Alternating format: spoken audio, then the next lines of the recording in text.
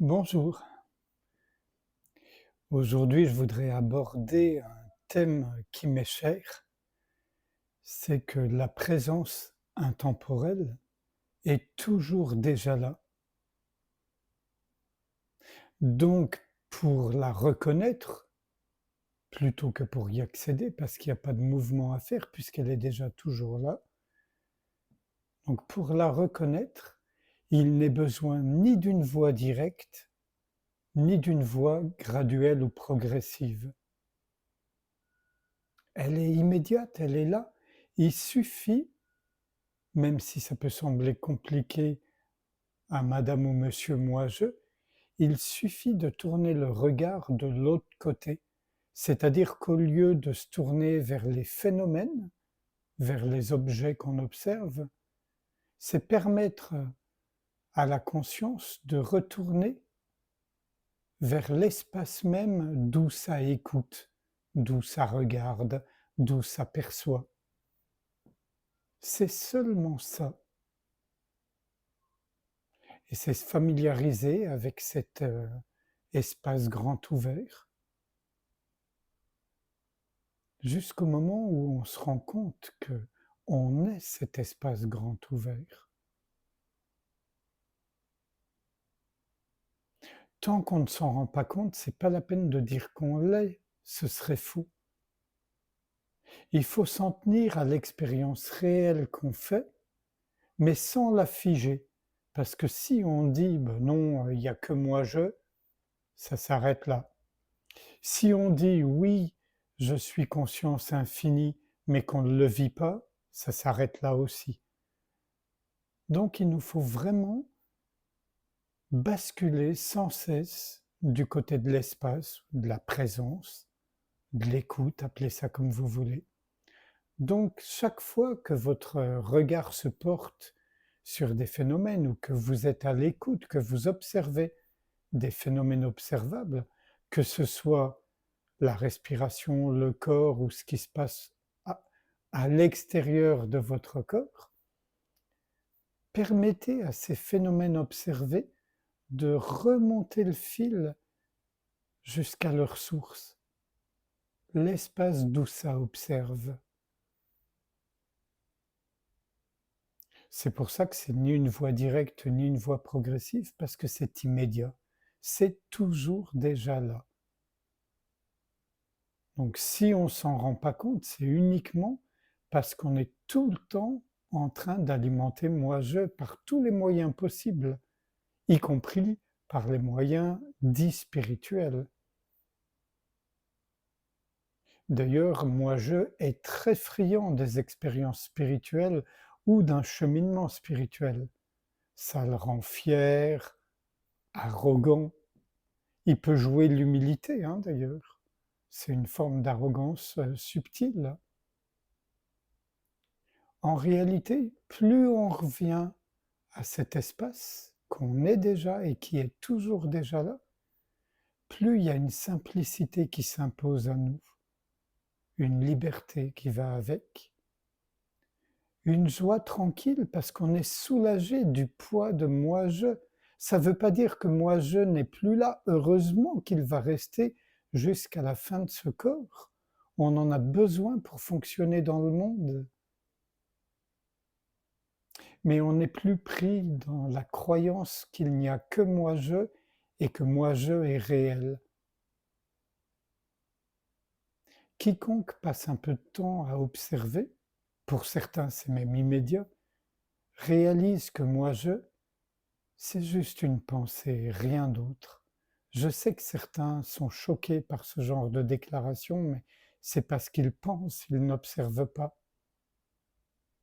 Si vous laissez la pensée de côté et que vous vous consacrez à l'observation, à la présence, vous ne pourrez pas échapper au fait que moi-je est une pensée, sans cesse renouvelée et enrichie, mais une pensée. Et une pensée qui veut garder le gouvernail.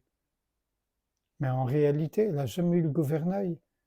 Vous savez, c'est comme si on était sur un tandem et il y a quelqu'un qui pédale Et moi, je crois qu'il tient le guidon et qu'il pédale aussi, mais en réalité, c'est pas lui qui pédale.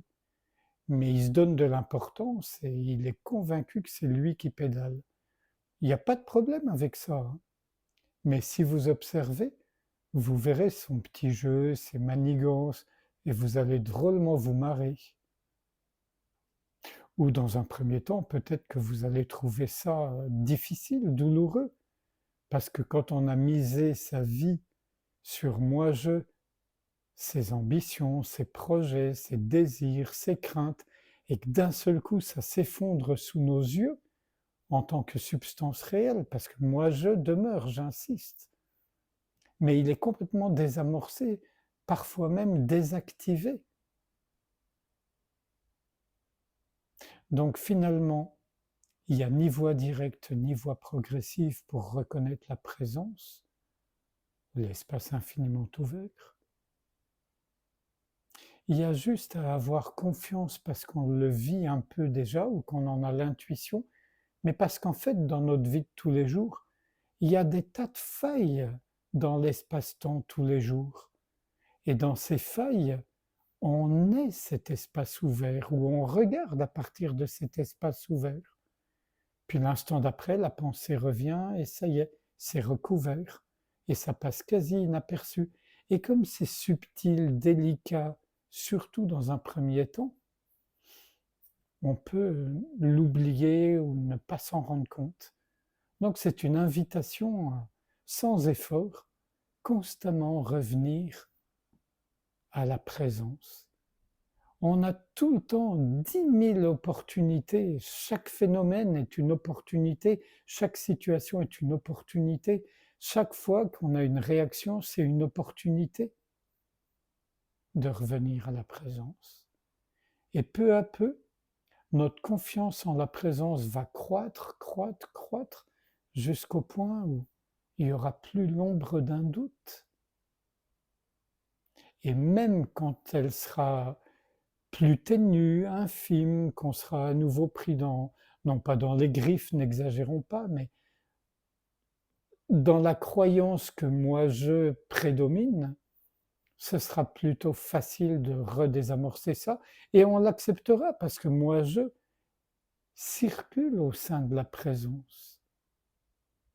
Donc c'est la présence qui s'amuse à jouer à moi je. Mieux vaut en rire. Si vous le voulez bien, on peut passer un moment ensemble en silence, sans rien faire, juste être ouverture. Et être ouverture, c'est se rendre disponible à la présence qui est toujours déjà là.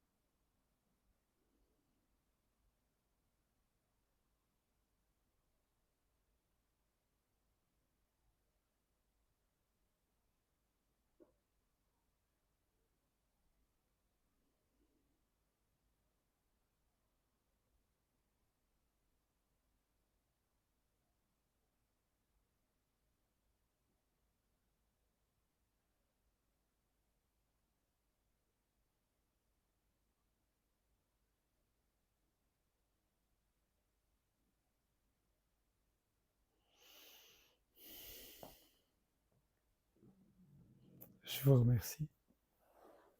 À bientôt.